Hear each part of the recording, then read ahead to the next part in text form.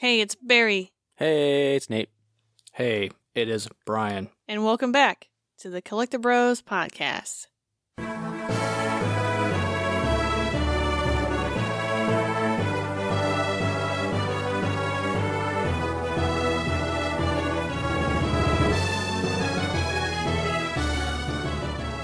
On today's episode, is it worth it?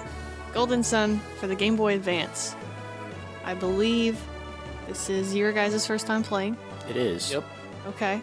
I've played it once before, not too much. This game originally came out in 2001 for the Game Boy Advance, obviously. A few months prior was the Game Boy Advance's release, so there was a couple months. It tried to be a launch title, but it did not pan out as a launch title, but it's very close to the Game Boy Advance launch, so it's early in its life cycle. Developed by Camelot Software Planning, originally was called Sonic Software Planning, and this development company is most known for Mario Tennis and Golf. That's basically what that company develops right now, is Mario Tennis and Mario Golf games of all kinds. But they originally also did Shining in the Darkness and the Shining Force series, which is Sega's competitive strategic RPG game that's kind of like Fire Emblem. Probably why they were picked for this, not Mario Strikers, right? Well, they did golf games before this one, so they did like Shining in the Darkness and Shining Force, and then some golf, like a bunch of golf games. Yeah. And then somehow was able to convince them to let them do Golden Sun. I'm assuming their work from Shining Force. Probably, yeah. Yeah. Fun fact, Waluigi can be credited to Camelot. Camelot was asked to create a character to be a counterpoint foil to Luigi for Mario Tennis. So Y'all better say thank you. yes, Don't we thank got them enough. wah from Camelot. So is it good to do right? It's pretty good. Golden Sun is interesting because it is a first part of a full story, and when it came out, a lot of people didn't know that, so it felt like a cut-off or an incomplete game, but it's the first part of a two-part story. The second game, The Lost Age, came out a year later in 2002, and both of them were intended to be one story, but it was so big it needed to split up.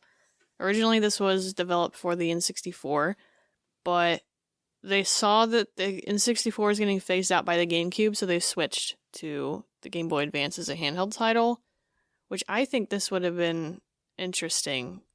If they went GameCube, would they have done full 3D, or would they have stuck to 2D sprites? Definitely makes you wonder because I know we're going to talk about the graphics later, but they don't look like... And it's crazy, it came out so early on the GBA, it doesn't look like anything else on the GBA. Mm-hmm. Yeah, it's like their series is pretty much known for pushing graphical boundaries. So like, I would love to see what the N64 footage actually looked like. Right. Like, then if they actually would have done GameCube, like what they would have brought to the table, I would assume they would have gone 3D, but who knows? So the general premise of this story is magically attuned adepts is what they're called. Or they're kind of people in this world that really can't use magic in a common form, and there are some people that are more sensitive to it, and they call them adepts. They must go and prevent the power of alchemy from being released to destroy the world as it was in the past. In this universe, alchemy is kind of like a super dangerous form of so-called magic, I suppose. And it gets released, and they have to go stop it from being released and save the world from ultimate destruction. Your kind of classic RPG story. It's pretty tropic, but they tie it in with like the planets being aligned with certain elements for the world, right? Like Mars is like aligned with fire, and there are 4 elements primarily used in this. It's going to be Earth, which is Venus, Mars, which is fire, Mercury, which is water, and Jupiter is wind. And so those are the 4 elements that are in the game in terms of magic and what you use. It's not necessarily called magic in the game, it's like synergy. So when you use the powers, it's synergy. And the interesting thing about this one is it's a combination system. You can equip these different djinn. They kind of look like little animals. Pokemon? they're like creatures. They're little creatures that you can catch, and you equip them. I'm not sure, is it 4 per I think it's 4 or 5 per character, and based on your element combination, it'll gain you different synergy powers to use. So it's not like you can assign one person an attack, or, all right, this one's going to be this person only learns fire moves, or this person only learns wind moves. Like, there's so many different combinations that you can do with the synergy system. You kind of make your own little like class while you're adding stuff to people, which is really unique. It does have it has a job system in that sense where, depending on which combinations you use, some jobs will upgrade to different ones. There's equipable equipment, with some of them being artifacts that have special powers tied to them, and it's only powers on that artifact. They can't be like taken off and put on other weapons. It's a 4-player party system, turn-based game. That's kind of the general overview of what this game is. It was critically appreciated, I suppose. It reviewed very well. People all the time talk about this being the greatest RPG on the Game Boy Advance. A lot of people say this is their favorite RPG of all time. I don't see it so many on greatest RPG lists of all time, like top 20 of all time, or one of the best games ever made all time. It's one of those things that when it came out, it was extremely successful for what it was and what it did in the era, but it's kind of fallen off now, especially since the 3D or the DS one. But there's a lot of good critiques behind this game. It did very, very well. It actually sold more in the West than it did in Japan. Interesting. It's very interesting. Yeah, so it's one of the, and it wasn't a port either. It wasn't like it came out in Japan. I believe it was either extremely close or simultaneous. Interesting. So this game is very well known in the RPG community. It's very well respected in the RPG community. It's not as expensive as some other titles that I've seen, I will say. But it's Golden Sun is really a 2-part package for the first and the second game on the Advance. I was going to say, I think it's interesting to have a game so close to the launch be heralded as it's pretty much the RPG on the GBA, because if you look, there's a lot of remakes, there's a lot of ports. It's, there's a few, Game Boy Advance exclusive RPGs, but I think this is the first one to pop up in conversation a lot. Yeah, as far as exclusives, I know there are some. Yeah. This is clearly like a different class from the rest, though. This one definitely is different. I mean, you've got your ports, like Brian said, of like Final Fantasy. Like the first time we got Final Fantasy V was the Game Boy Advance, for example. You've got Tactics Ogre on there. That's a different Game Boy Advance port. You've got Fire Emblem, which they are also kind of ports of older games, so they're not really original to that Game Boy. Phantasy Star Collection, there's Lufia, the Mana series is on there. Tales of Phantasia did make its debut on the Game Boy Advance, so there's that one. But yeah, I mean, the Game Boy Advance really holds that one as like one of its RPG titles, just like other consoles have, and a lot of people compare this game to just as good, if not better, than a lot of console RPGs are out at that time. So there is a lot of love behind this game. Big fan base behind it for sure. Yeah, very big cult following almost. Yeah, for not having a game since the DS era, there's still a huge online clamoring for this game. I think Smash has a lot to do with it. People wanted to see Isaac in Smash, but it's interesting. I mean, there's even there's an ongoing fan-driven animation on YouTube that's been going for about a couple years now. There's a huge fan base behind this game still. I was watching wrestling the other day. There's people holding up Golden Sun signs in the crowd, bring back Golden Sun, damn it! Yeah, I don't relevant. They're weirdly. They're going to be putting Golden Sun, at least Golden Sun. I'm not sure about Lost Age on the Nintendo Switch online service. So that's going to be on there and for their Game Boy Advance library. I don't know if there's any talk or anything in the winds about a remaster or anything about Golden Sun. So, because they're starting, Etrian Odyssey improved that they're now doing DS. I mean, World Ends With You, they did that too as a complete different kind of game almost. But Etrian Odyssey, they're taking a DS game that primarily relies on the touchscreen as well and porting it over to the Switch. So, I'm not sure if the third game, Dark Dawn's going to be in the books for a remake, or a remaster on the Switch, but there's really been no talk of Golden Sun until this announcement of it being on the Nintendo Switch Online. It's interesting, too, for a Nintendo-based property. Nintendo's bread and butter of recent has bringing back dormant franchises with, like, a third-party company working on a remaster and then them making a new game. Like, they did it with Metroid.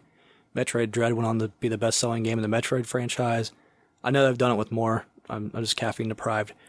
But that's been their bread and butter recently. And the fact that Nintendo doesn't have a turn-based RPG game of their own, other than Golden Sun that I can think of. Because, like, I mean, Fire Emblem's tactics, right? It's different. You would think they would. Now's the time. I mean, the genre is more popular than ever, in my opinion, at the moment. Was Live Alive, or was Live Alive a turn-based? I'm not sure. Maybe. Was that Nintendo? Who made that Octopath? one? Octopath is So, yeah, Square. I think Square develops it, though, right? Yeah. Okay. Like Nintendo. Right. They publish it, but I mean, as far as in-house development, In-house development, like, I don't know who owns, what is this called? I don't know who owns Camelot. Maybe it is That's Nintendo, true. but all That's they true. have them doing is Nintendo Sports. Nintendo gets into those weird, like, you work for us type of deals, though, so I don't know how. Well, I guess it isn't Octopath anymore because they put Octopath 2 on PlayStation, so it isn't. I mean, Octopath 1 was on Everything. the Yeah. Switch. On Xbox, PlayStation. Yeah, 2 is not, so 2's kind of, it's not exclusive anymore. I'm sure there's some, I just can't think of them right now. My argument would be, like, now's the time more than ever for Nintendo to jump on this. Like, you've got the fans clamoring for it. You're missing a game in this genre space. So Sega still owns Camelot, technically. Sega does. Sega's still the parent company. Interesting. I mean, they're still making Mario games for them. They're still doing it. They've been doing it for years, ever since Golden Sun. So, what's not to say that they could still have Camelot do another one? I don't know who technically owns the property, if it's Nintendo or if it's Camelot, but Good question. those are the IP. Who owns IPs is always interesting. Yeah. It's a whole It's episode worth. right. But as of now, there's the only news we've gotten of it is it going to be on the Nintendo Switch Online service. So if you are interested in playing it, it is accessible now for everyone if you have a Switch and you subscribe to their service. But you don't have to pay for a cart, or you don't have to emulate it. You can just play it on your Switch. It's cool. I'm sure it looks great on that Switch screen, too. So that's both the first games going to Switch, combined package. Oh, nice. Oh, That's okay. cool. Play it the way they intended it. So you're going to be getting Golden Sun and Golden Sun: The Lost Age. That's cool. That's sick.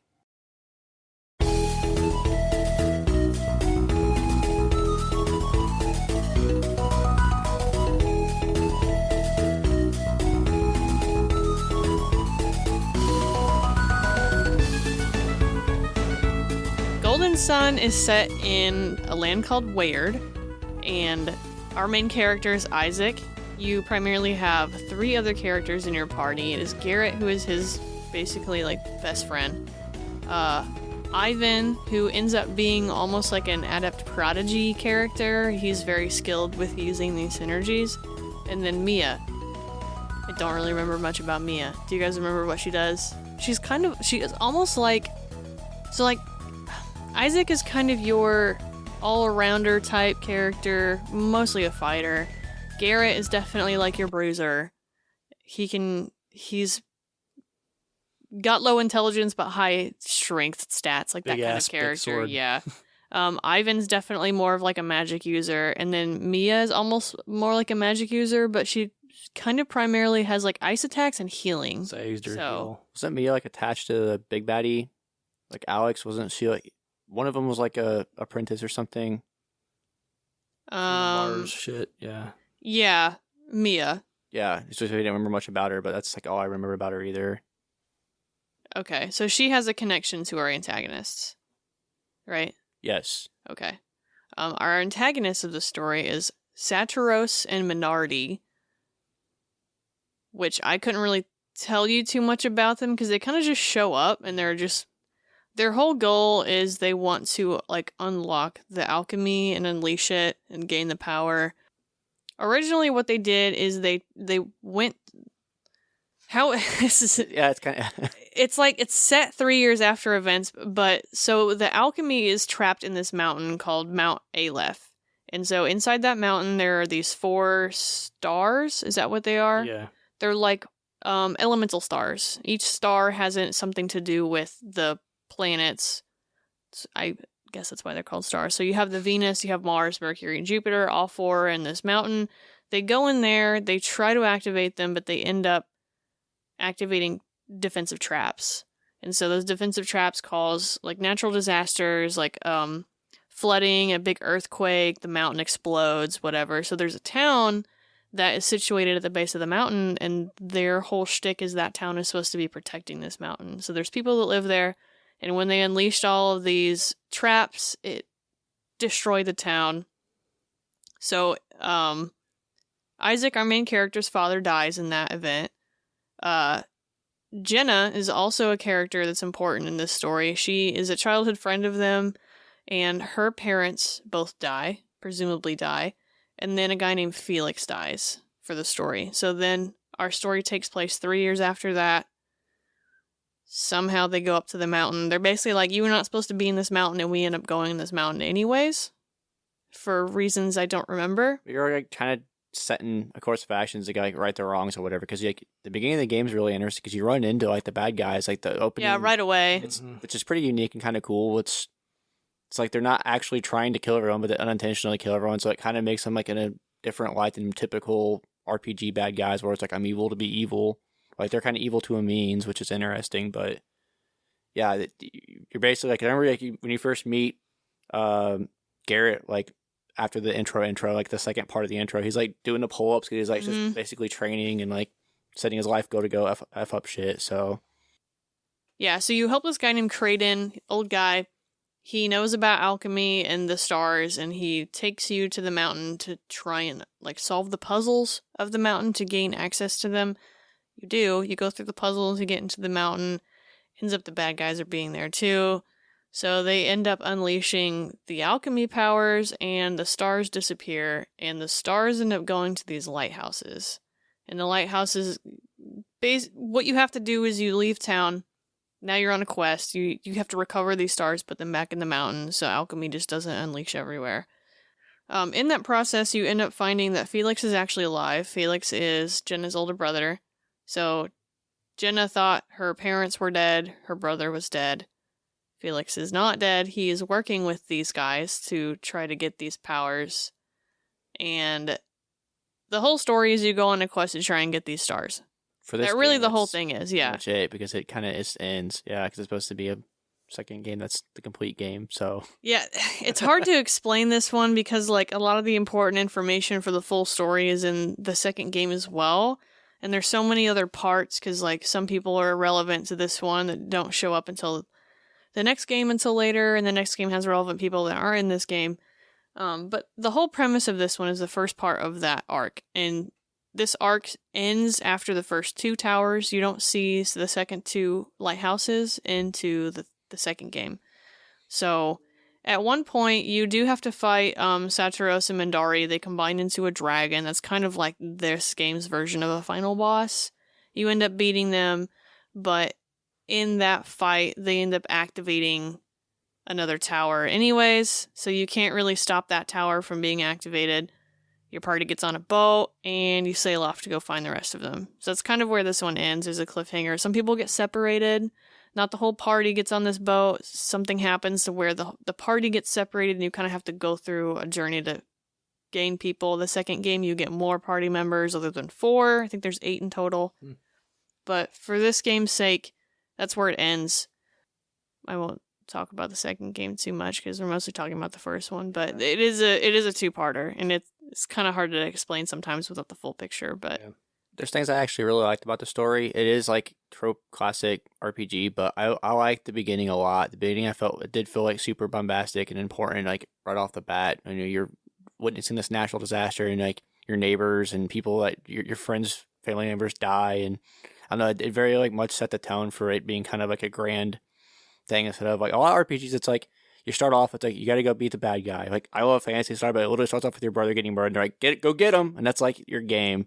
So I think this one kind of like set a little more practical scale of like these kids are like, you are out to save the world, but it's like you need to restore these lighthouses. Like you're gonna happen to run into the bad guys, not like go kill them. So I thought that was kind of interesting. Made it a little more practical, gave it a little more like direction of like hey, we don't expect you to go here and save the world, but you kind of need to save the world by restoring these lighthouses. So I thought that was cool. I thought it was unique, like meeting the bad guys so early on before you even know they're the bad guys. You're like, you run into them trying to like save your family members and village, and their dialogue's kind of cheeky and enjoyable. So I thought it was interesting. I know this game's kind of, people have said, oh, it's a generic story trope. I'm like, there's some things about it that separate it a little bit. I mean, it's not a revenge story more Yeah. so. You've got a character whose father died because of these, consequences of a situation, but the story is more like, all right, grand adventure to save the world, you got to go do these.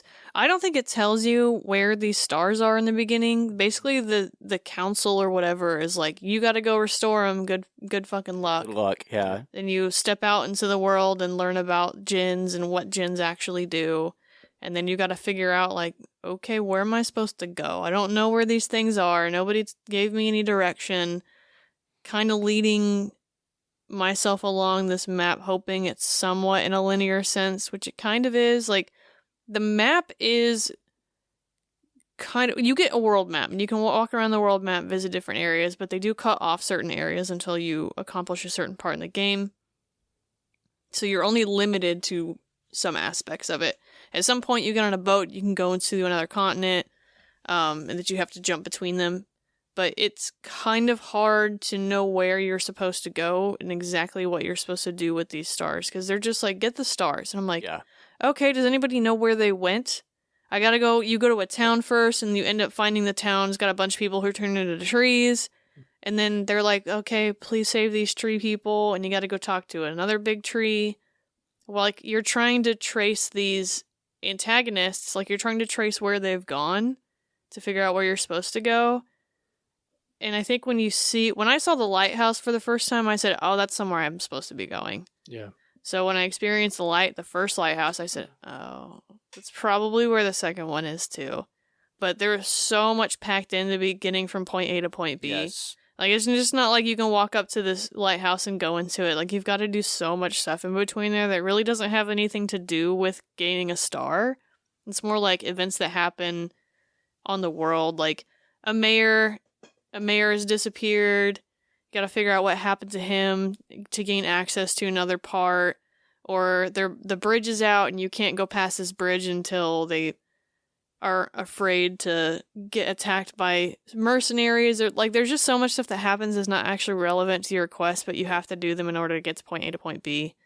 So I agree completely, and honestly, it took me out a little bit. I agree with Nate in the sense that the intro was pretty strong. the intro was very good. Yeah, it's cool seeing, like, the town being destroyed and you hanging, fuck drowning. I'm just gonna throw that out there also. So seeing him like hang on the log and shit, it's like, oh, this would suck. Felix, I think it was Felix, Yeah. right? Yeah, you Yeah. like watch him die. Yeah, you're or like, fuck survive, but No, and it's like you're saying, see the villains and stuff, and then it's like this big quest with these suns, and then it kind of turns into like mundane shit that doesn't have to do with the bombastic forces of nature and space and planets.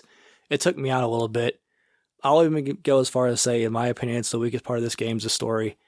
And I don't want to sound overly negative because I think it's serviceable, but it's not 100% memorable. Pop quiz, Nate, tell me your favorite thing about your favorite character. well, yeah. Well, I was gonna go with that kind of gameplay, but the character development is a bit lacking in this one. Yeah. Well, I don't want to before- sound overly critical either because I don't think it's bad per se. It's just kind of tropic, kind of generic. I mean, before we move on to characters, at least with the story, I agree with both. Like Nate saying, the beginning of this is like epic. Yeah. It's one of those games that starts high and then trails off Yep. low right after. Very fair assessment. And it's yeah. it's not the typical RPG trope where you wake up in the bed and your mom's like, "Hey, come down for dinner," and someone comes visit you and says, "Hey, I have a quest for you to go on. I need you to go to the fair and do some stuff at the fair," and some shit happens there and it ramps up. Like a game we've played. This one, it starts off with shit going down. Mm-hmm. All this stuff's happening. Boulders are falling down, crushing people. People are drowning. People's houses are getting blown up. Natural disasters, like, stuff happens, and then you get a time jump, and you kind of see the repercussions of it, and what happens immediately after that really has relevancy with the story and the ultimate goal. So you get all of that packed into the first 2 hours, and then they let you out to the open world with not really enough guidance, and it just really starts to slow down and trail off then. So all of this like excitement and hype that you get in the beginning just kind of fizzles out very quickly because I'm just like, oh, I gotta go talk to this tree thing. It's RPG filler, man. Yeah. So in that aspect, like, it's kind of disappointing, and it does take me out, like Brian said. It doesn't get me as excited to play the game because I have to do all this stuff that I'm just like, I know what I'm supposed to do, but like now I have to solve all these dumb puzzles of how to get there. It's not really giving me too much world development with the characters. I mean, there's some. Like, for example, Ivan does get some development at some point where he meets someone that's like, hey, you're really strong and you're able to do this special power. But all it really does is it doesn't gain the character any development. It just gives you another skill to use. Yeah, it just gives you another skill that you need to use to solve puzzles. It's kind of like their explanation of like, okay, well, we have to give these characters the ability to see things that aren't actually there.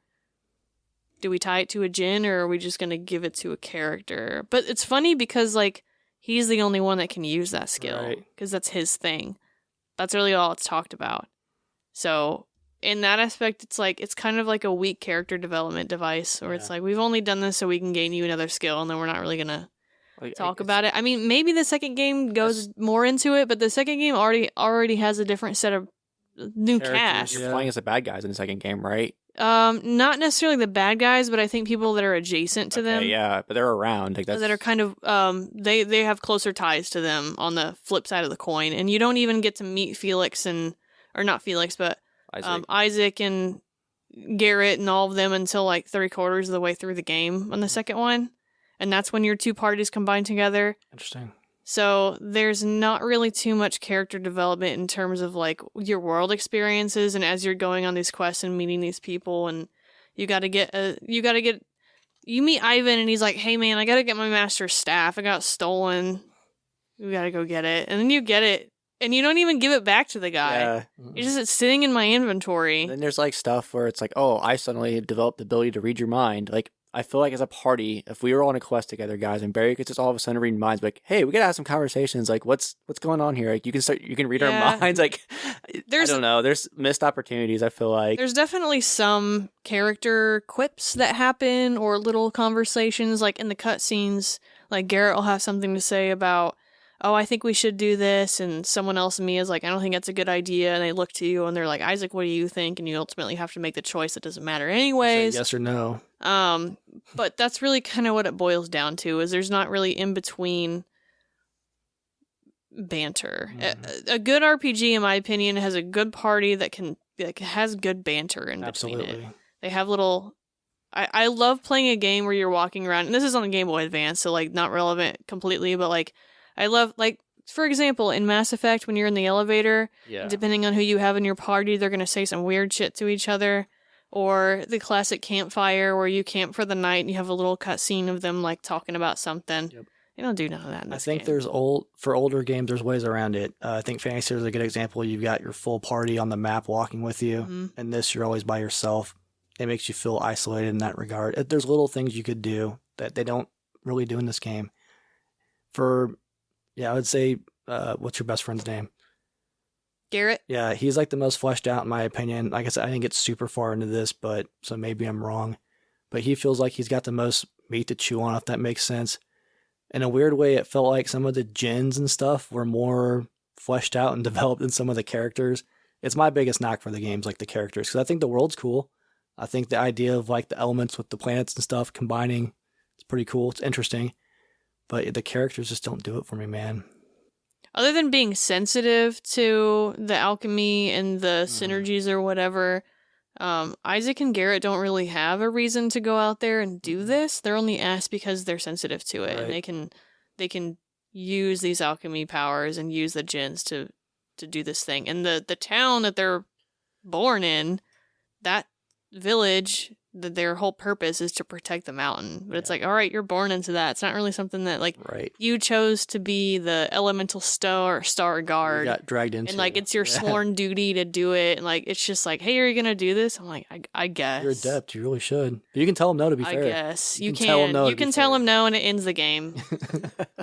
So it's interesting because, like, there's not even any mid discussions between the quests where it's like, we're not even questioning the antagonist. It's like, why are you guys trying to get these powers? We're not having talks with them midway. Like, more instances of them. You do talk to them when you get to, like, a boss fight or whatever, and you kind of learn about, why Felix is there. But they're not really having those thoughts traveling the road. They're not being like, why are we really doing this? A lot of exposition as opposed to conversation. Yeah. Yeah.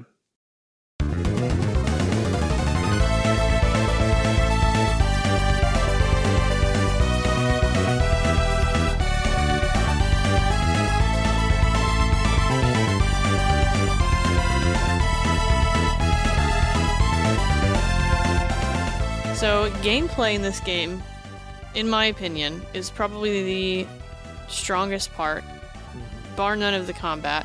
So, it's a turn-based RPG. Walk up, down, left, right, you interact with some items, like barrels and whatnot. You might be able to get things out of them, but it's not like you're interacting with the environment on its own too much. There is a puzzle mechanic to it, and so with the gens, with them, like I said, having elemental properties, you combining them, you gain new powers, and some of those powers you can use outside of combat. And so those powers are dependent on the situation. They help you traverse the world in different ways. The creators basically said there's no way to experience this whole thing in one playthrough. There's other paths that you're not able to get. Like you need to do multiple playthroughs for this. But for example, you can use something called Grow, where you can find a little sprout. Like, there's indicators on the map to know, like, you're supposed to be using these powers at this certain point. There would be a little sprout on the ground, and you use Grow on it, and it'll grow vines so you can climb up to a new area. Or there's another one where I think it's just Freeze or something like that, where you can freeze parts of water to make columns that you can walk across if you get to another platform. There's Float, move boulders with some stuff. You basically levitate boulders out of the way. So they've implemented the powers into a puzzle type mechanic where you need to solve how to get to certain areas. My only problem with that is access to gens is awful. Very menu. Like, no, not menu. Like, you just can't get them. Getting the actual gen. Just walk upon them. There's one that you can walk upon, but like they're in special areas that you have to access in weird ways. Yep. I know I missed so many. There's not really like a good tracker to figure out which ones you have or which ones you're missing. Yeah, there's no like guide. Yeah, there's like a creature guide. You know what I mean? There's no way to say like, here's we gave, I don't know, something easy to solve this would have been like, here's an ancient tome that's been passed down for generations, and this lists all of the gens that are relevant to each star. Yeah. And then you can go down a checklist and maybe it's got hints of like where they reside. Like that would have been easier for me to figure out like, okay, well, this one resides in a cave in a high place. I don't know, something like that where I would have something to look. Oh, like an ancient text like Nintendo Power. Yeah. So it was really hard to access some of these powers because I just wouldn't have the gens. Yeah. And I found out I missed so many of them because I'm just going through where the story's telling me. I'm not going in these weird, crazy places I'm not supposed to be going to yet. Like, it wants you to explore, but at the same time, like, doesn't give you access to explore those areas until later, and then there's a lot of backtracking. There's a lot of backtracking. I am not a fan of backtracking as much as this game wants me to do it. And it tries to, like, put a cute puzzle mechanic into it, but you're still backtracking. Yeah, there's a lot of backtracking.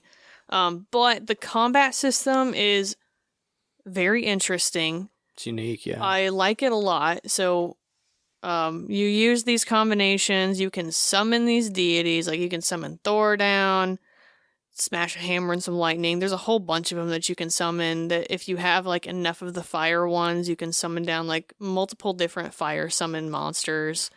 If you combine them with other elements, they'll give you access to other powers that fire might not have, but in combination with like fire and earth, you gain extra cool stuff. So the combination system is really cool, and it suits the battle sometimes that like I need to mix them up. For the most part, I really only I set one element per character. That's primarily how I played because the stat increase was so high. Yeah. So if I stacked 4 fire gen on one dude, like the stats for one section would be so ridiculously high compared to splitting them. So I really only split them if I needed to use those powers for like puzzles. But there is a crazy crazy combinations that you can do with them. Paired with that, you've got a weapon system that gives you not just normal weapons that have stats, but then some of them have special powers and artifacts that do interesting things. Like I had one, I think it was called Assassin Blade or something, at one point where it gives you a chance to instantly kill enemies, and like I wasted people with that thing. I was like, fuck this, I'm not using a different weapon. So I ended up getting a second one, put it on 2 of my guys, and was just like waxing them. So how I'd play it is I'd have 2 physical attack people. I'd have one person. Ivan was my magic dude. His MP was so high that I could just use magic so often, and I would just, magic, you have to use certain synergies have 1 target, certain synergies have multiple targets. Some of them only target 2, some target everything, some is 3.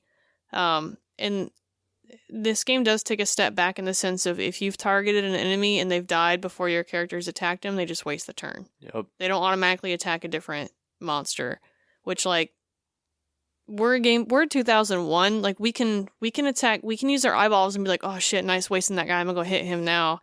You're just gonna guard. So that's annoying. So my 2 gripes is that and the ability to get gens, but other than that, like the combat system is really fleshed out and it feels very fun to play. It is, and it's like not overbearing it too much. It's complex but not intimidating. Like you can, it leaves room for experimentation. It kind of just like mix and match and find what you like and play the way you want to, which is really cool. And yeah, the combat's great. I don't have anything really bad to say about it other than like on paper, it's like all these gens are really cool, but it's like finding them is a kind of a pain in the ass. Yeah. I think it's interesting though. It definitely makes the RPG stand out with having like the ability to have the gens be passive or have them be summoned. It's super unique. Not to beat a dead horse, but there's definitely nothing else like it. As far as the backtracking goes, I'm a fan of like Metroidvanias, so I kind of liked having that. It made it feel like Metroid. When you get a new power, you have to go find a new path, or Quake 2 or whatever. Backtracking wasn't too bad. Plus, I think the overworld's pretty cool. That Mode 7 looks really nice. Yeah, as far as the gameplay, I think it's definitely a standout for this game. I think it's why there's still fans of this game, because there's literally nothing else that... I'm not super versed in the RPGs, but I've never played one like this. Like the customizing, and it calls for numerous playthroughs to go through and find different ways to make it work. Super unique. I will say on the backtracking, I don't mind backtracking, not in combination with random encounters. Yeah. I think that's why it's so exhausting to me. Yep. Yeah. It's like you're making me go on this world map and I have to do random encounters and backtrack at the same time. And I'm just like, God, to be please. fair though, I don't feel like the random encounters were like, every 3 steps. I feel like they were balanced enough. Yeah, there's still some RNG. They're not Skies of Arcadia bad, but they're still really relevant. There's still some. I think I will say, as far as backtracking, as long as I know where I have to go and like how to go about doing it, I'm okay. But this game, I got lost in this game like a good amount. Like my playtime, I should have had this game beat with the many hours I put into it, and I did not, because I got lost a lot. So the backtracking, that's what kind of, I was like, I think I know what I'm supposed to do, but then I just end up wandering, and then like I'd be running into random encounters, which is never pleasant when you're kind of panicking that you're lost, and then you're getting random encounters, and then you're just like, I just want to go to where I want to go. Like, and the random encounters are really only on the world map. Yeah. There were some, like once I remember the forest with the trees. Like once you got in there, because you had to solve the log puzzles and whatever, they didn't bother you with random encounters because you're in there doing puzzles and trying to figure it out, which I appreciated. But my God. You making me backtrack all the way to a cave on the other side of the freaking planet, and I have to battle 20,000 skeletons just to get back there. There's no fast travel system. So I just don't like backtracking in combination with just random encounters. I don't even think there was an item where you could reduce random encounters. There was, I didn't get it. Yeah, same. So if they had gave me a way to reduce that, to have to backtrack to do something, I would have wanted to do it more. Yeah. And because of that, I didn't want to explore very much. I'm like, I need to get to point A to point B so I can do all this stuff. These random encounters have been doing here. I'm tired of them. Yeah, I started off being very adventurous, and then like, the longer I played this game, the more I was like, I'm just trying to get to where I'm going. Yeah. It definitely changed how I played halfway through it for sure. I mean, maybe that's just a product of the time at this point, because like I have so much shit to do and so much stuff to play. Like I don't have time to sit there and explore everything. Yeah, I would like to explore more because I know I missed a ton of gen. I missed so many of them. I was trying to advance the story. I mean, all in all, like the combat an actual gameplay of the game, like for me, is like a 9 out of 10. Those Super are really solid. like kind of really nitpicky things, but it's very solid. It's just finding something negative to talk about so we don't sound like we're totally praising everything about it. I want to say it's perfect, but it's very, very, very good. It's unique. That's the thing for me. Like, I'm not a huge fan of the genre, but whenever I find something unique and different, I'm like, hey, I can get behind this. And I will say Nate mentioned it's not complicated, and that is a problem with a lot of games where they'll try to do something unique, but it's so complicated that people are just like, I don't understand how this works, and then they'll just slap you with so much tutorial text to try to explain their convoluted system. Say this isn't an This ancient doesn't do tome it. of text and letters. This isn't Yeah. a mathematics formula. I do appreciate that. It for basically sure. was like, here's what you can do. This kills them with This this. does this, Yeah. this does this, and then there's room for you to experiment, and maybe you'll figure out some new things, and you're like, oh, okay. It all felt intuitive. Yeah. Yeah. Now, I will say some of it was a little complicated where it was like, oh, you have to, equip it to this person, and then you're not able to use it for X amount of turns, and then yada yada, and then you get out of battle and you have to re-equip stuff in order to use it. Like, some of that was a little weird.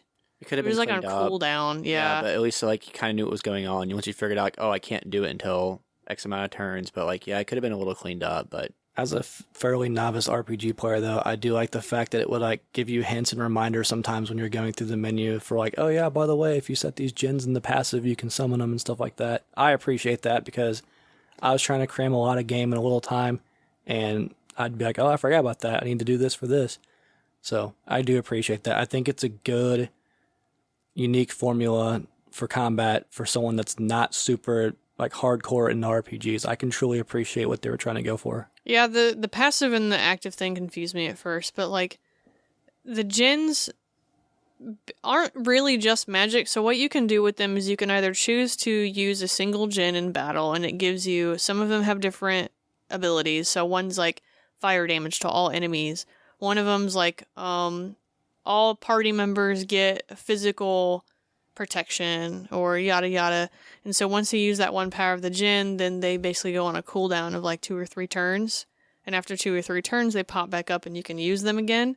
But if you save them, if you don't use one individual one, if you save them, once you get a certain amount of gen in the same element category, then you can summon these like greater gens. So some will cost 2 and some will cost 3. So you'll have to spend basically like 3 gen and activate 3 of them at the same time to summon this creature, and then they all go on this cooldown time period. So it's kind of choosing like, do I want the big bad attack, or do I need to utilize different ones in different ways?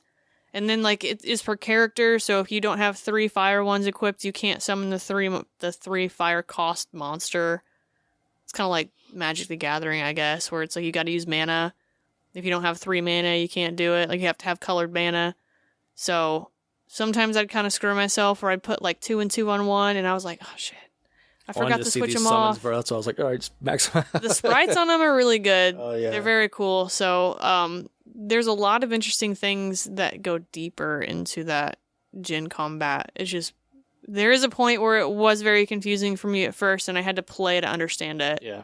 So I think with time, it clicks. It's not, like you're saying, it's not just walls of dialogue. It's like, here's the tools, use them, figure it out. yeah. I can appreciate that.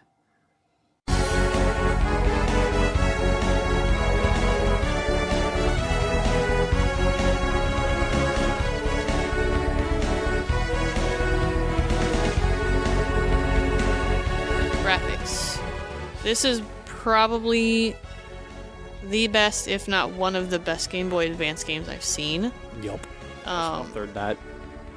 Except I remembered okay, my only complaint with the graphics is in the very beginning I couldn't find the damn stairs Oh, and the All right. stuff, they're kind of tricky. in the Not village the other because the stairs are the same color as the dirt walls, and I couldn't tell that they were stairs. Slope. Dude, I am just It took wandering. I was in there me for a about minute. 5 hours. Took me a minute. It was horrible, and I was like, forget it, I need a guide. And then once I saw it, I said, I feel stupid. But other than that, like the sprite work, the environments look really good. They're very bright. Yeah. The More dungeons detailed. are really good. Yeah, colorful, very detailed. The character models I felt like had personality when they're in their movements and what they did. Then you get into the battle. Let's talk about these battles. The battle, and it's not like you're looking at your part. It's not like traditional Final Fantasy, right? Where you have the party on the right side and the enemies on the left. Or it's not like you have Phantasy Star where they're in the front and they're in the back. Like the whole thing is kind of like a 2D 3D almost. It's like the OG 2D 3D. Dynamic. It's really interesting. It's like your characters and the enemies are in a different plane than the background, and they all move separately, and it'll zoom in and zoom out when you're attacking them. Particle. I remember Brian mentioning particle effects. Crazy particle effects. Crazy nice particle effects on a freaking Game Boy Advance. Yeah, it's just wild. It looks phenomenal. Summons are like amazing looking. Summons are sick. All the little gens have like little personalities. They look like little. They could be like their own little Pokemon almost. Like super cool. Like one of them I remember was like a giant toad looking thing that like took up the whole screen with the tree hair. Yeah, he's awesome. Some of the creature designs phenomenal, man. I know I'm jumping ahead. I need pop for that. Like, yeah, but even some of the enemies, like the reptilian enemies with like the eyeballs on the side of their head, like the creature design's fantastic in this game, and it's not just your typical like werewolf, whatever. It's like they're truly unique to that world, and I can appreciate that.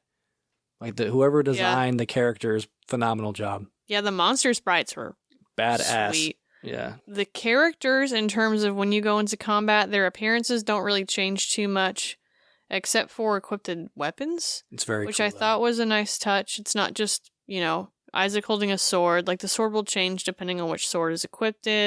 Or the axe. Their outfits don't really change based on your armor. They're still kind of the characters and their character design. Your stats are different, but you do get to see different weapons equipped, and that's not usually something you see in these types of games. Especially on the Game Boy Advance, that's pretty impressive. A handheld cartridge, like it's pretty cool. And like, the sprites themselves, they're almost like pre-rendered. Mm-hmm. It's got Donkey Kong Country vibes, so it's pretty cool that they can have variety to them also. Because a lot of times when you do the pre-rendered stuff, you're going to see the same animation, the same frames. They do a really good job with variety to have it. Is it pre-rendered? It looks pre-rendered. The best way I can describe it, it looks again way more detailed Donkey Kong Country. But like without the backgrounds are more 3D-ish. Yeah, it looks 3D damn near. Like it's crazy. Like it should not be running on a Game Boy Advance, honestly. Yeah, it's like the normal game runs like your traditional 16-bit top down 16-bit game, top down, left, right, whatever. But then you get to the combat is what I'm talking about, that 2D 3D, like that isometric type spin that it gets on it is interesting. The camera looks amazing. Yeah, it's smooth. There's so much shit on the screen and it's still smooth. Like it's really impressive. And the fact that it's a damn near a launch title, there's not a lot on the hardware. It's definitely a hardware pusher right off the bat. For me personally, it's the biggest standout for this game, like the graphics. Like I heard about it going in and then seeing it and seeing these particle effects and stuff. And I was playing on my Game Boy Advance SP and I was like, this looks phenomenal. And I threw it in the GameCube Game Boy Advance player and it looked like shit on the TV, but still looks good. Just the stretch screen, you know how it is. But yeah, definitely play it on original hardware if you can because it looks fantastic. In terms of 2001, there's this list from Metacritic of like scores of the games that released in that year for the Game Boy Advance, and like top 5 is Tony Hawk's Pro Skater 2, Mario Kart Super Circuit, Advance Wars, Golden Sun, and then Castlevania Circle of the Moon. So I mean, you've got titles like Wario Land 4 came out that year, Super Mario Advance came out that year, Doom for the Game Boy Advance, Fire Pro Wrestling, Breath of Fire, Mega Man Battle Network. So, like, those are the same types of games that are coming out that year. And just, I don't know, like, graphically, it's like one of the best ones. I think if you did an all-time list, it's going to be top 10 easy. So good. Top 3. Yeah, like, I don't think that's a stretch. There's nothing that really, like, there's stuff that does push the hardware maybe a little more, but doesn't look as good as this. This, like, picks its spots so well. Yeah, so we did look it up. The graphics are pre-rendered, so very cool. I'm a huge fan of pre-rendered. Yeah, it's up to times, but this looks amazing on that smaller screen. And shout out to the overworld map. Mode 7 on the GBA is always cool. I know it's basically a Super Nintendo. It's portable, but still always cool to see. Yeah, I actually threw mine in the Retron, and it looked so much better on the Game Boy Advance. Yeah, did you have, like, the screen tearing? Like, no. Dude, mine was rough. Like, I played a little bit on the Retron, too. And, like, especially on the overworlds, where I noticed it, like, when I was like, ew, it's, like, jaggy and, like, Doesn't the retro Maybe I didn't get it to now. I didn't get to the overworld. I was in one of the towns with the fountain where you throw something in, you get items. Mm-hmm. And I was trying it around there, and I'm looking at it, and I'm like, no, it looks so crispy. It looks crispy on the Game Boy Advance. I very quickly went back to my SP because I was like, I would rather play it on this because it looks beautiful. Especially good on SP. That backlight made everything just was so bright. I really want to see this on the OLED Switch though. Yeah, I'm really interested to see what it's gonna look like on the Switch. I'm gonna play it as soon as it comes out. Yeah, I can't say enough good things about the graphics in this game. Like, they are phenomenal. To me, it's the strongest point of this game by far. I agree. The graphics, like, they're amazing. As good as the gameplay is, the graphics are somehow even better than the gameplay. So, it's a beautiful game.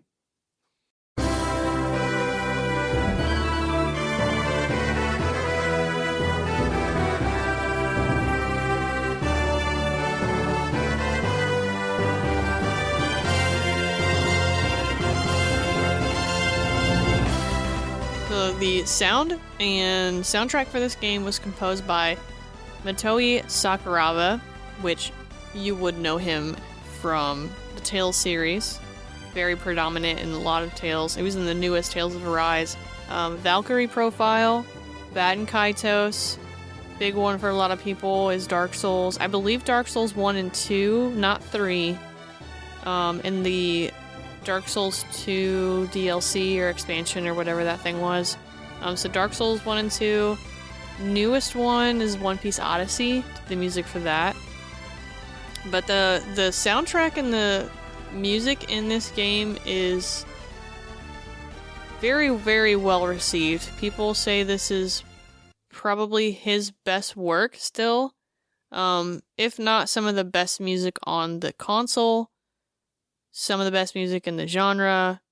It's got a slappin' soundtrack. So many songs too. Like, they all sound lot. great and they're varied, and it's the whole time you're like, how's this coming out of a Game Boy Advance? Yeah, my whole thing, the Game Boy Advance is kind of notorious, especially the first release, for having that fuzzy sound, that tiny speaker with like a kind of a fuzz in the background. I mean, yeah, I was playing on an SP, so maybe it's different, but I was like, man, this sounds great coming out of this Game Boy speaker. It sounds phenomenal. I can't even imagine with headphones. Yeah, it was really crispy. I'm pulling up a Golden Sun OST, and this has got 115 tracks. Ooh. That both games though. No. Wow. Maybe let me double check. I knew it had a lot, but I didn't know it had that many. Let me double check. No, this is combination. So about 60 per. Yeah, still It's insane for any game, let alone a Game Boy Advance game. That's that's a lot to cram on a cart. Cartridge, yeah, that's wild. So 115 across the full story of both games. So we're talking 60, 55, 60 per. Incredible amount of them. And they're not like 4 seconds. Like, they're 45 to a minute and a half a piece. So they're not chiptune-y. Like, they sound like music. Yeah. I was going to say that. It's almost like orchestral instead of chiptune, Super Nintendo crap.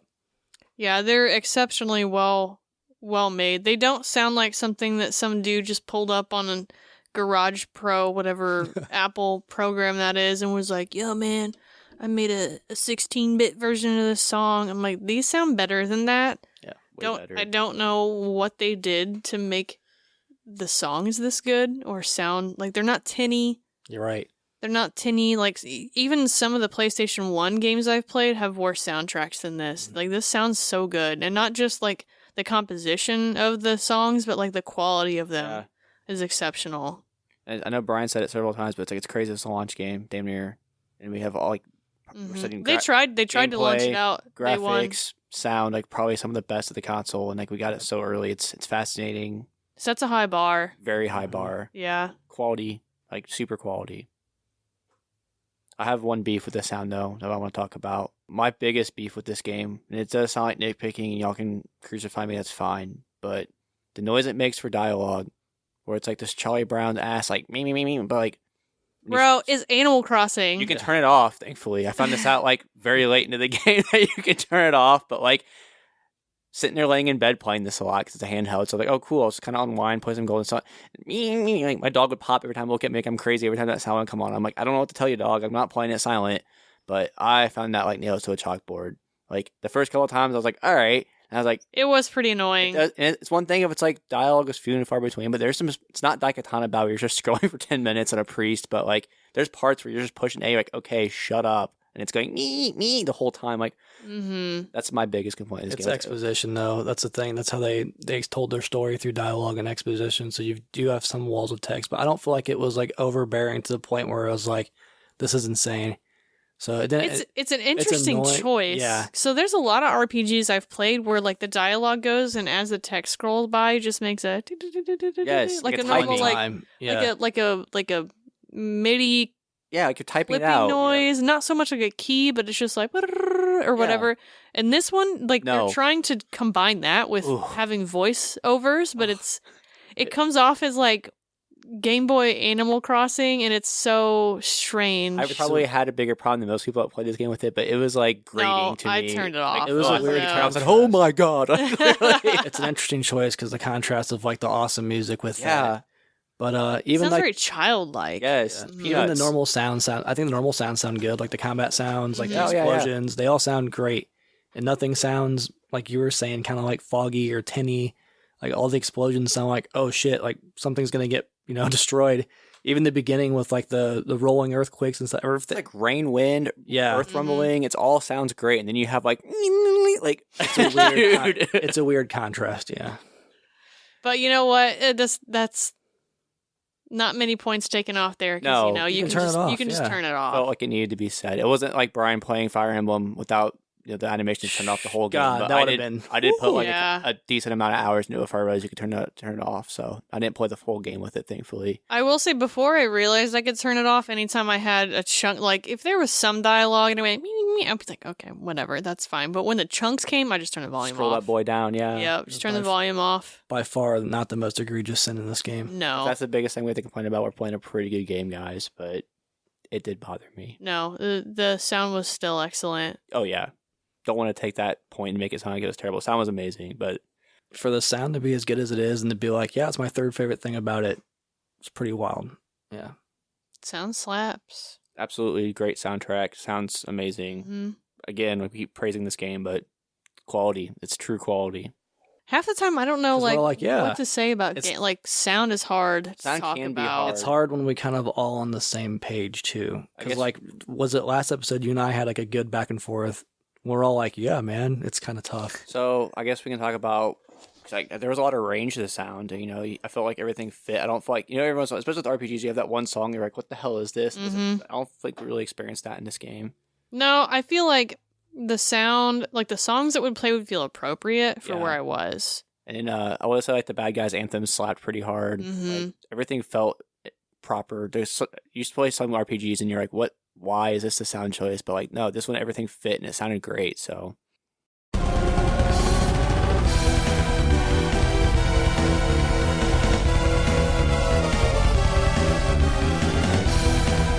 Alright, so price and collectability. This game is Game Boy Advance paper box. Originally, it came with the box, the manual, some inserts. It does have a map, fold-out map, and the game with the cardboard cart insert. Right now, loose, this game runs about $40. The complete in box has a strange range to it. I've seen anywhere from 100 to 180. So I've kind of really narrowed it down to about 160 complete with the poster, and then maybe in the 100 to 120 range without the poster. I haven't really seen many listings of just the poster by themselves, but I have seen one sold recently where it was the manual and the poster for $30.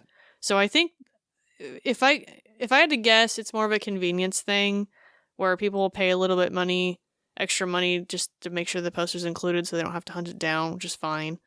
But it's not like the poster is worth $40 to $60 by itself. Yeah, I think that poster has like a character like stat sheet on the back, right? I think it's a map on one side Yeah. and then maybe items or There's something like like something that. on the back with the characters. I think is why people want the map, why the map's desired. Okay. Yeah. So you're looking 40 loose, 160 complete with poster. It's an interesting range. And that's typical with any Say, cartridge games that have a cardboard box. Like, it's always going to jump up exponentially. I mean, look at when we talked about Spider-Man 64, the price difference between cart and box was just astronomical. Sure. And, you know, honestly, this price is very cheap for a Game Boy Advance game. Yeah. Fun fact, the box is also a little different than most Game Boy Advance boxes. It is not glossy like a lot of them. It is like very rough, almost cardboardy. I don't know if it affects condition more or not, but it is an interesting note because I handled it. I was like, this feels weird. And I was like, are my Game Boy Advance games fake? And I went and touched them. I'm like, no, just the early ones are kind of like rougher. They're not as glossy. So this game sold about 740,000 units in the US, and 338,000 in Japan. So it sold double in the US, which is not typical for RPGs whatsoever. Lost Age was less, so it did about half of that in the US and more in Japan. So 400,000 versus 250,000 in Japan still sold more in the US. However, that being said, a game like Pokemon Emerald sold 7 million units. So we're talking barely scraping the surface of 1 million units for Golden Sun versus 7 times that in Pokemon Emerald. Granted, Pokemon is so much more popular, fair shake, you know, whatever, but that game complete in box sells for so much more than Golden Sun. Ridiculous. Just the cart's like 100 something. Just the cart, I think, is 150. It's 150 now, yeah. Yeah, so just the cart is worth just as much as Complete in Golden box, Golden Sun. Sun. All right, you're answering my question for me. Shit. And like it's really hard to compare those two because of what the content is, the popularity of Pokemon, but it's just showing a number of like this is 7 times more available copies that were sold versus this one, and it's double, triple the price. So A fun hobby. yeah, there are plenty of Game Boy Advance games much more expensive than this. I think Fire Emblem is worth more than this one, which makes sense because the Fire Emblem name is so much more popular now with Three Houses and Engage being popular as they are. Obviously Metroid's more expensive. I'm trying to think of other RPG titles. I will say, I believe some of the Final Fantasy Game Boy Advance ports aren't as expensive. 6 might be the most expensive one. Yeah. I've got the 1 and 2 combo. It's under $50 complete. Is it? It's just insane. You can buy the, Hold on. I mean, if you think about it, a console exclusive RPG for almost retail for just the cart, not bad. Like, but RPGs are notorious for retaining value or exceeding value. And to have it, like, what a Game Boy Advance cartridge cost back in the day, $40-$50 for the cart to still be hovering around that price, doesn't seem crazy to me. Yeah, so, okay, maybe another comparable one is Tales of Fantasia. That one's almost about $100 complete.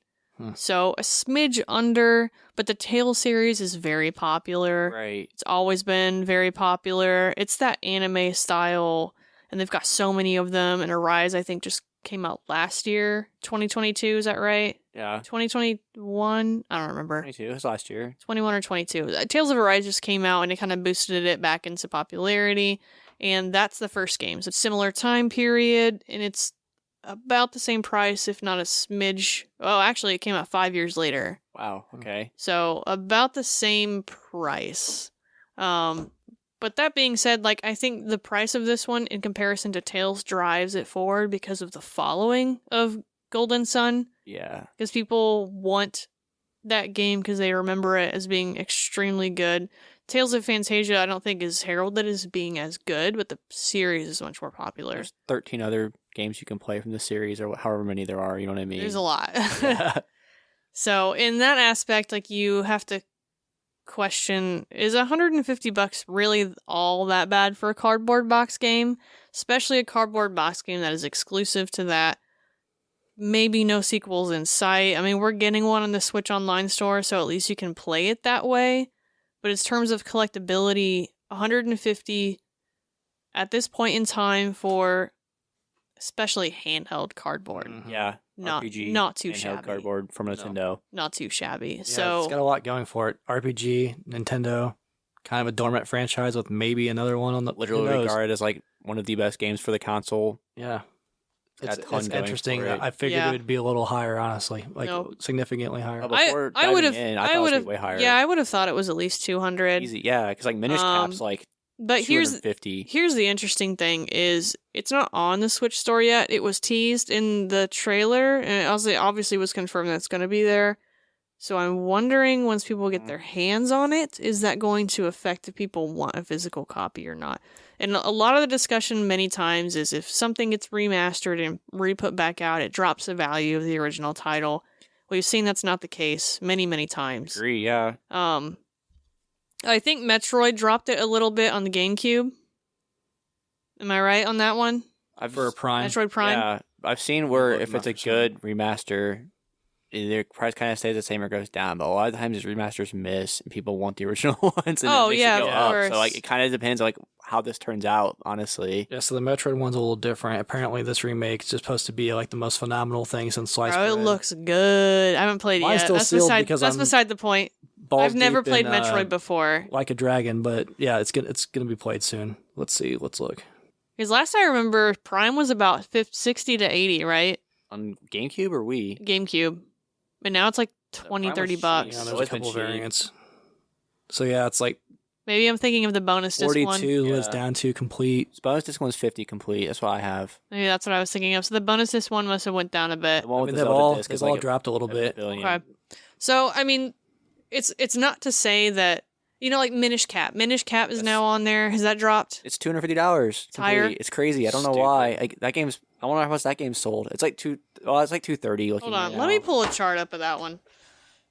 It's around 230, so it's still over $200. Price starting. Which that's my most expensive Game Boy Advance game, which is like it's common. Yeah, it's Zelda though. People It's want Zelda. yeah. And it's I know again it's generally regarded as one It's of the the best. Contra argument, man. There's 800,000 copies of it floating around, but you want to play Contra on NES, you gonna pay for Contra on NES. Okay, here you go. So, do you guys remember when... Okay. Nope, give me 6 months. Do you remember when that Direct was? Nintendo, Yeah. Which one? the one that announced Like it. February? It was like this. Yeah, it was like last month. Okay, so we're seeing Minish Cap, for example. Zelda Minish Cap is on the Nintendo Switch Online. Really hard game to find for the Game Boy Advance as it is. I don't think there's ever been a remake or a compilation anywhere. Do you guys know? I don't think so. Okay. I'm not a Zelda expert, but I don't think so. So right before the Nintendo Direct that announced Switch Online was going to get Game Boy Advance, it was going for 200 complete, 210 complete, and then February of 2023, it's now at 230, 240. So the price on that one did go up, and that price now is that the game is accessible. People are playing it. It's already a good game, so that opens the door of now people saying, I want to have this game because it's so good.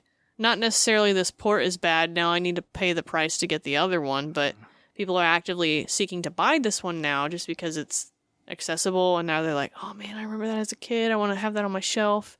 So I'm curious to see if this happens with Golden Sun, and I have a feeling it might. I'm willing to bet it does. I think there's a lot of things that work out in the favor of this going up for sure. Yeah, I think there's that. I think the fact that it's a dormant Nintendo franchise, Mhm. there's potential for a sequel. And this is an interesting one because we generally say when we get to this part of the podcast episode, most of the time we're all like, it's steady or it's going to go down. Mm-hmm. I don't think we've really had one that we've thought may go up. Yeah. And I think this is a prime time for this one, especially this game, because of this news. I can only think of one where you thought like, maybe like, there was at least an argument to be had, and that was Phantasy Star, and I was like, if they ever didn't do anything with it. But this one feels far more reasonable if they actually do something with it. Mm-hmm. Like, I for would say with Nintendo's recent marketing strategy, if you will, like RPGs in general It's on a fire right prime now. candidate. I mean, I'm like- sure they have some kind of data tracking to see how many people are playing which games on their service. So they're probably looking to see, okay, which games are getting more attention on our online service? How interested are people in this title that we put on? Or what about this one? Sure, I'm sure they know how many people click what. Yeah. Like I see this one going up. Like I'm not. It's on that note, Golden Sun from January to February was $100 complete, and since February 2023, it has gone up to $130. So it's on its way up already. $100, like, grab this game all day. It's on its way up already. I mean, I saw sold listings of almost $200 for this. Yeah. And I mean, that, that has to do with condition of the box, the manual, the map. Sure, especially something like Game Boy Advance where that's very varied. But it's already on an upward trend. And that usually is not a thing that happens right about now. Things have slightly been on a downward trend. Yeah, things are kind of relaxing a little bit. Yes. So it's interesting if you see something going up in this market, like, So hard not to take serious. $160 complete with map. Do you guys think it's worth it? Based on how we've played it, based on what we've seen in the data. I'm gonna say yeah. I think we've already hit on like all the positives of why it's kind of worth the long-term collecting, but like this game is heralded as like a console seller. Like this is one of the few top 10 lists. This game's on everyone's Game Boy Advance list. I really enjoyed this game.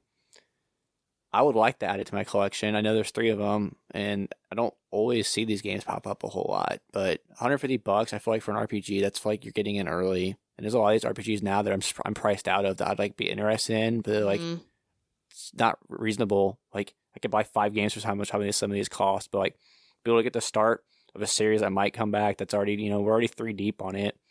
I feel like that's a no brainer for me. I feel like this was 100% worth it. I mean, I'm trying to think of a game that's came out recently that was like a sequel or a new title in the series of something that's been dead forever. Can you think of anything? Metroid's the one that comes to mind because Metroid's a whole. Metroid doesn't really count. I'm talking like, for example, Bat and Kaitos came out exemplary. The new game was amazing. long time. Yeah, but it's been a long time. I can only think of like Live Alive. Live Alive, yeah. It was a remake though, wasn't it? It was a remake of a game we never got. Yeah. So it doesn't really count. It's tough. I'm trying to think of like some of the shit they brought back. Like the reason why I can think of Metroid is because they remade 2, and then they were like, "Oh yeah, people still want this," and then they made Dread. I will say, okay, Metroid's interesting because they announced Metroid Prime 4 a long time ago. They said they were going to make it, so we thought this is what we were going to get. Like, people have been asking for 2D side-scroller Metroidvania Metroid, and they were like, Metroid Prime 4. So they're expecting Metroid Prime 4. So now they brought back Metroid Dread, brought back that style, and I feel like all of the games in that style also took a bump up. Mm-hmm. Is that correct? Oh, yeah, it was kind of the indies were making like there's a ton of indie games in that style of game that were like super successful lately. Though that kind of brought Nintendo to be like, well, we'll put out a 2 remake and see how people like it, and it got gobbled up, so they put out Dread. So and like stuff like that is why I think I'm not your financial advisor, but I think this is a good buy because like JRPGs are on freaking fire right now. Now that's interesting because right when we started talking about this, you said you weren't sure. Yeah, for me personally, I think with like the data as like, hey, you want to buy a complete copy of Golden Sun, I'm saying yeah, like now's the time to strike the iron. It makes a lot of sense to me why for the arguments that we've said. Just me personally, man, for me, RPG is the biggest thing to keep me going on it, especially turn-based ones, is the story. As much as the gameplay was awesome, the graphics were beautiful, the sound was good, the story was just so uninteresting to me. It literally kind of, it's like I wanted to love this game, but I can't be like, I'm so emphatic about this game. I didn't judge the story too hard because we didn't get to play the second game and get the whole story. So that's a fair argument. I'm willing to put that aside. Like, and I think even if not, we're talking about pure collectability aspect of it. Like for if you had $150 right now to spend, you're grabbing this, right? Yeah, I think it's a safe bet to buy. Just for me personally, it was like if you stumbled upon one next time you game hunt, you're picking this. And like I have the cart for 2, so I definitely at least want the cart for 1. I think at $40 for a cart's an insane deal for an exclusive RPG for a Nintendo-based console. That just seems like a no-brainer to me. Like if I saw one now for $40, even that's asking price, there's return on your investment, if you will, if you want to think about it like that. But just playing it, it's super unique. I think getting a super unique game in a turn-based RPG where a lot of them are kind of the same, pretty cool, pretty good deal for $40. And $160 for a complete copy, go for it. I think it's safe. That seems so reasonable to me. Yeah, after hearing that, super reasonable. On the same note as our previous episode, our previous Is It Worth It episode on Daikatana, I said that this game was bad, but there was nothing. Okay, so like the story, for example, the story was bad, and I'm like, you know what? I can get past a bad story if there's something holding me onto this game. I'm like, this is cool. This is very cool. I like playing this game. Daikatana didn't have that. It didn't have anything in the game that was like, well, the story sucks, but at least the gameplay's sick.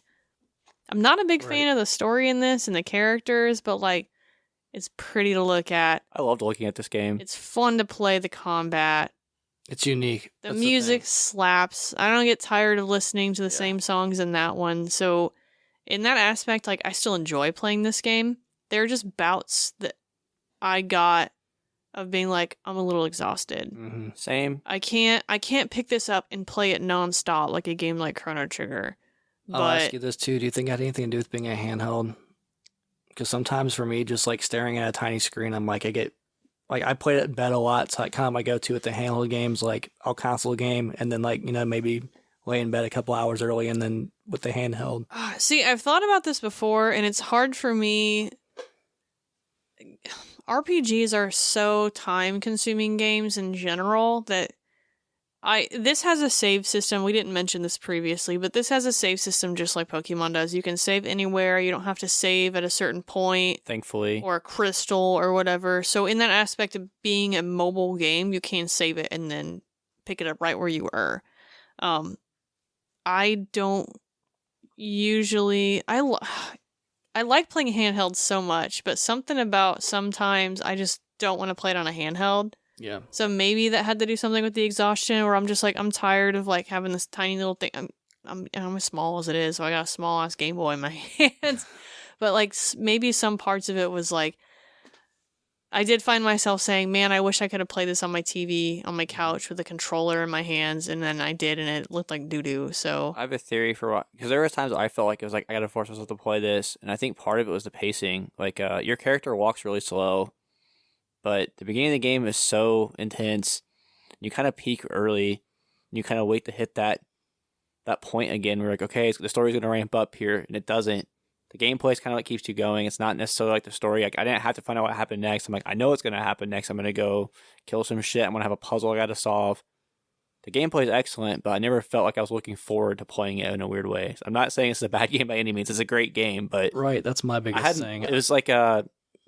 beginning, holy shit, and then it kind of just like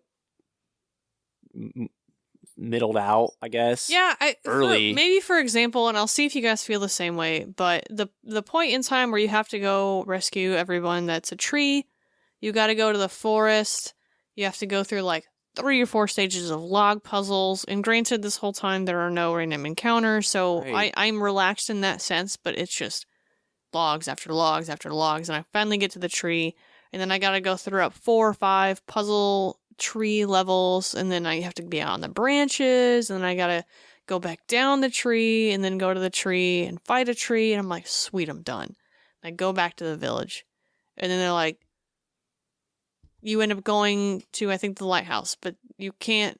No, you go back to the village, and then you end up having to get something else from the trees again. So you have to go back to the forest that I was already in for like 3 hours. Over with. You were already mentally, I'm done with this fucking right. forest. So in that sense, like the pacing is a great way to put it, where it's not... I thought I was done with something, and then I had to go back and go do that again in a short amount of time. Yeah. It wasn't like I had to do this tree level, and then 5-10 hours later, it says, oh, hey, by the way, we got to go back there again. And things have changed. The forest has gotten a little bit more spooky. You got new enemies. It's the same exact thing. You go back to it in a short amount of time right after you finished it. I think that's my biggest hold up. Financially, totally worth it. To experience it and play it. There's a new free version coming if you already have the online subscription. So I'm like torn. Like I said so many good things about this game, but I just couldn't love it, and I want to love it. That's what's weird. It's like I don't dislike this game at all. But for me, like specifically, story goes a long way with me. I can play a bland-ass game, and this isn't a bland game. I can play a bland game if it's got a story. I'll use a franchise I like Yakuza, pretty outdated gameplay, story is amazing, so like it keeps you wanting to play it. I couldn't get hooked on the story. It was like I was hooked on the graphics, I was hooked on the sound, definitely hooked on the combat loop of like switching things around. That's what kept me engaged, but it's only new for so long is my biggest issue with playing this game. So it's tough for me to be like, if you're not an RPG fan or you want to try something new in that genre, go play this game for sure. But like, I'm definitely the least RPG fan here also. So take my opinion with a grain of salt. It's just, I couldn't love this game. I think the lack of story and the lack of character, like I was talking to Barry earlier, I'm like, I can't recall a single interesting thing about any of these characters. And that's what kind of did it for me. But like, I do want to copy this game. I just don't see myself paying that. But knowing that there's, I didn't know it was going to come on the Switch. So like, now's the time to buy it if you're even remotely interested in this game, like straight up. Definitely think that's a fair statement. I said yes. He said, I don't know. No, I say yeah. Financially, absolutely. Like, this is a steal right now. Like, I'm not your financial advisor, but if you're remotely interested in this game at all, or if you like RPGs, or if you like Game Boy Advance exclusives, now's the time. I mean, I don't think this is a bad RPG to have in your collection. There are other worse games, by all means, and I don't think this is a bad game. I don't think this is the best RPG I've ever played, but it is... It's one of the most mechanically interesting. It's unique is what my thing is. It stands out. And I don't know how else to word it, but there's something about the gameplay design that I find extremely interesting and not really well done in the same way. Mm-hmm. That's intuitive. There's a lot of ingenuity into this game, and I had many conversations with Nate when I was playing this game. I was like, at one point I was like, Nate, I'm 25 hours in and I feel like I'm still not even close. And like, I know I need to pass this game off and I want to keep playing it to finish it, but like, I don't want to keep playing it at the same time. We had a really similar experience. I think for me personally, I remember when we had a Game Boy Advance when they were new. So this is 11-year-old Nate and hearing about how effing amazing this game was, and I never had it. So I've had like 20 years of hype for this game.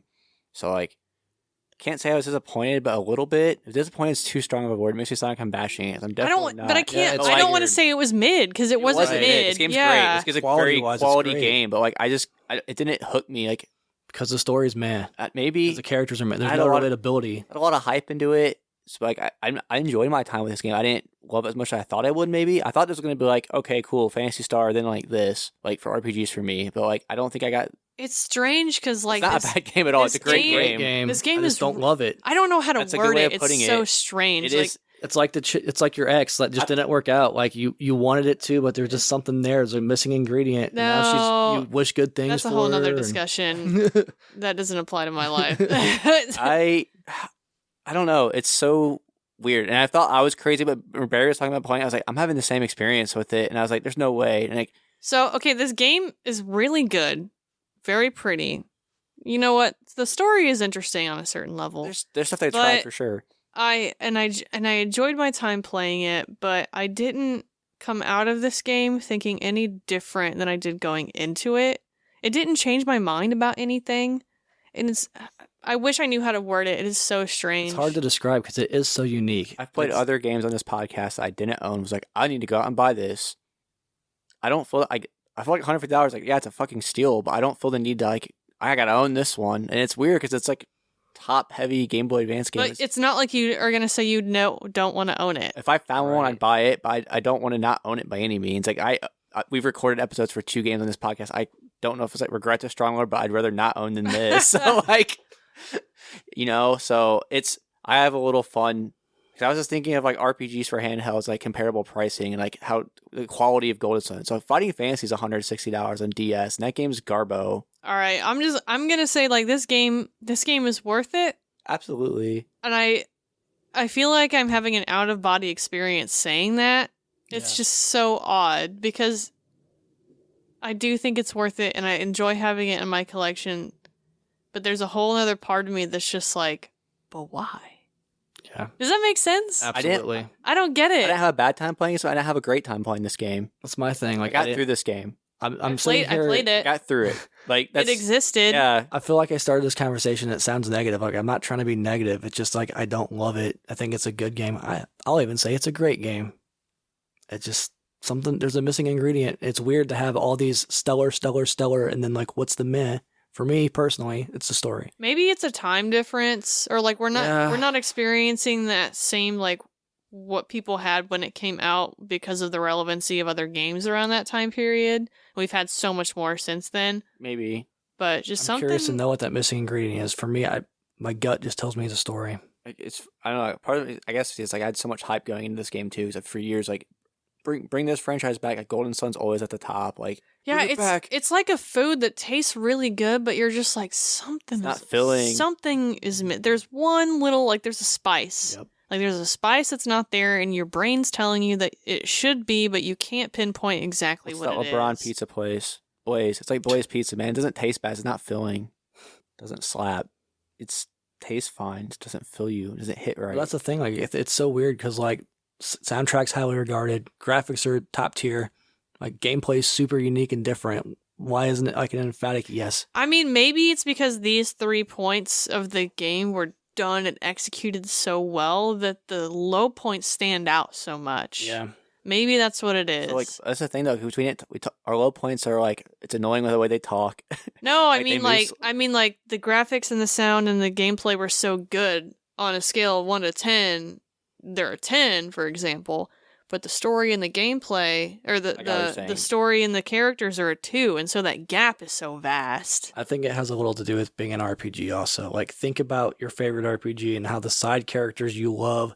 Like, I got statues of side characters and shit from certain games. You know what I mean? Bro, there's no frog in this. Exactly. There's no frog. There's no lovable sidekick companions, and like the Nope. whole party system is destroyed when they're just like typical. There's no like, they're all humans, man. You know what I mean? This game is really, really good for someone who doesn't care so much about story but loves battle systems and Yep. loves trying to break a game. Yep. So I think that, and some people really like Fire Emblem for that reason too, because like, as I understand it, like the story for Engage isn't so well done, but the battle system is extremely good. And there's a lot of people who feed on that where they're like, I couldn't, whatever, the story's whatever. I'm here for like the battle. I'm here for the combat. So this game feels like that for someone who's like not hanging their every hope and dream on story like someone like me, unfortunately, but I they guess I just found out love a about good myself too. they love a good battle system and like the and can table. play Yeah, a game yeah. for that. I found out a lot about myself. I'm in Yeah. it for the story. Overall, I say yeah, it's worth it though. Yeah, I agree. I don't want to end this negative at all because this game is fantastic, and we also had a weird thing. I know we can say we lived it together. It's kind of like seeing a flying saucer. Like we were there, we experienced Maybe it. it's a Mandala thing. I don't know, but like I wouldn't tell anybody to not buy this. Absolutely game. not. I'm not Yeah. gonna. No, like, this game's good, and then play it for yourself on Switch soon. Make your own decision. That's But true. I'm gonna say, as far as just pure collectability aspect, I feel like this is a great buy at $150, $160. Like get in early. I think it's gonna go up. It's an RPG for under $200 on Game Boy Advance. Like, what the hell are you doing? Buy it. Like, I would like to probably buy this game sooner than later because I know it's going to be Yeah. dummy soon. It's a good So point. I'll probably move it up, even though it's not something I like. Going to sit here and cry thinking about. Like, I probably want to go ahead and buy this while I can because I don't want to get priced out of it like a lot of the other RPGs I want. This one doesn't feel so much like a potential FOMO. No, I get a FOMO read off some things, and this one doesn't really feel like it. this one has a fan base behind it. It's not So obscure enough to be like, oh, me and 6 other people like it, and then it got like a big game 4 or 5 into it, where the obscurity is what drives it. Like this, like the passion drives this one. I think. I don't know. In my opinion, Golden Sun coming up on the Switch paints something for the future, and I'm not sure what. It's kind of like when the DS one dropped. So it was a 6-year gap, and they made a whole big thing. Reggie made a whole big thing about it because we were watching the video of the announcement earlier, and he was like, "It's been 6 years since this game." Had a whole big announcement of them announcing the third one. So I don't know. I want to say, depending on what people say or how many people play this one, they're gonna be looking at it pretty closely. I'd be shocked if we don't get some Golden Sun news here soon. I'm just honestly. saying, all of the other games on the Game Boy Advance, and they chose to put Golden Sun on there. There's a reason for that. Nintendo's I'm not good at sure marketing what. and shit. I'll say Both of that. them. I think they know what they're doing. hmm They know what they're doing. Fire Emblem is a shoe-in, but Golden Sun is the one that shocked a lot of people. Mhm. So I'm speculating right now. Catch me in about 6 months to a year and see if anything happened. Call us out if we're wrong, but That's the thing. I still feel like it's a safe bet. You know, even if they don't do anything with it, I still feel I like don't see it's this a safe game bet. dropping necessarily. Exactly. Exactly. It's not gonna drop because it's bad. Right. So Like, there's people that like all of a sudden didn't like it. yeah. Like I don't know. It seems like an extremely safe bet. definitely worth it. Well, that's all we have today. Golden Sun for the Game Boy Advance. We all think this game is worth it. What did you think? Catch us on our social media. Tell us what you think. Do you own this game? Are you going to play this game on the Switch? Let us know your thoughts. We're going to be Collecti-Bros Pod on Twitter, Facebook, Instagram, and TikTok. Nate, what do we have for the next episode?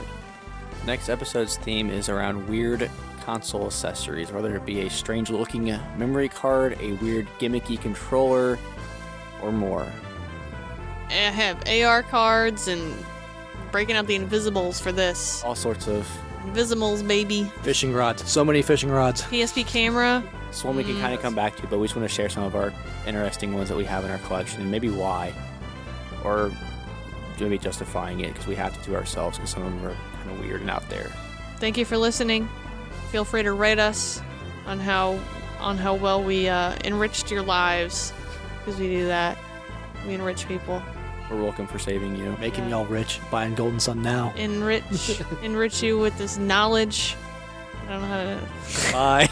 Bye. I gotta poop. Bye. Thanks for listening.